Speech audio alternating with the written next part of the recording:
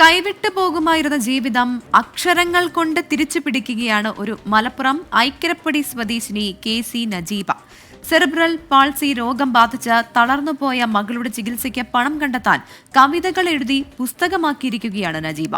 മകളെ ആസ്പദമാക്കിയാണ് കവിത എഴുതിയിരിക്കുന്നത്.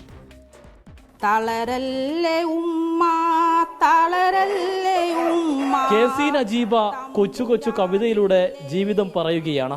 പാറിപ്പറന്ന് നടക്കേണ്ട മകൾ അനിക ജന്മന സെറിബ്രൽ പൾസി രോഗം ബാധിച്ച് തളർന്നു കിടക്കുന്നു.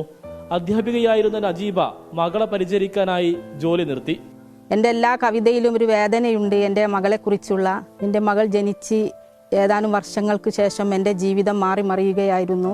എൻ്റെ മകൾ 95% വൈകല്യമുള്ള, അവൾക്ക് എല്ല് പൊടിയുന്ന അസുഖവും നട്ടെല്ലിന് വളവും സംസാരശേഷി ഇല്ലാത്ത മകളാണ്. എൻ്റെ ജീവിതം, അവൾ ജനിച്ചത് മുതൽ എൻ്റെ ജോലി ഉപേക്ഷിക്കേണ്ടി വന്നു. പക്ഷെ എനിക്കതിൽ സങ്കടമില്ല. എൻ്റെ മകൾ കാരണം ഇന്ന് വലിയൊരു മേഖല കീഴടക്കിക്കൊണ്ടിരിക്കുകയാണ്. വേദനകളോടും സങ്കടങ്ങളോടും പൊരുത്തപ്പെടാൻ കവിതകൾ എഴുതി തുടങ്ങി.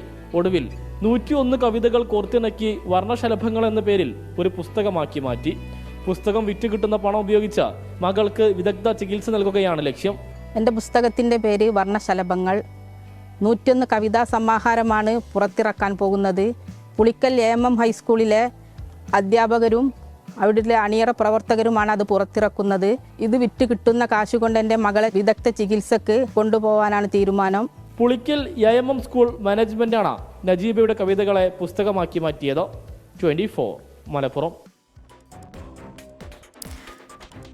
അമ്മയ്ക്ക് എല്ലാവിധ ആശംസകൾ നേരുകയാണ്. കാരണം ഇങ്ങനെയൊരു ആശയം അതിലേക്ക് എത്താനൊക്കെ തോന്നിയല്ലോ എന്നാണ് ഞാൻ ആലോചിക്കുന്നത്. സാധാരണ ഈ ഒരു അവസരത്തിൽ പലർക്കും അവരുടെ ആ ഒരു മനോധൈര്യമൊക്കെ വീണ്ടെടുക്കുക എന്ന് പറയുന്നത് വലിയ പാടാണ്. പക്ഷെ അങ്ങനെയല്ല, വളരെ പോസിറ്റീവായി അതിലെന്ത് ചെയ്യാൻ പറ്റും എന്നുള്ളതാണ് അമ്മ ആലോചിച്ചത്. പുസ്തകത്തിന്റെ പേര് തന്നെ വർണ്ണശലഭങ്ങൾ എന്നാണ്. അപ്പോൾ നിറമുള്ള പൂമ്പാറ്റകളെ പോലെ നിറമുണ്ടാകട്ടെ ആ ജീവിതത്തിൽ.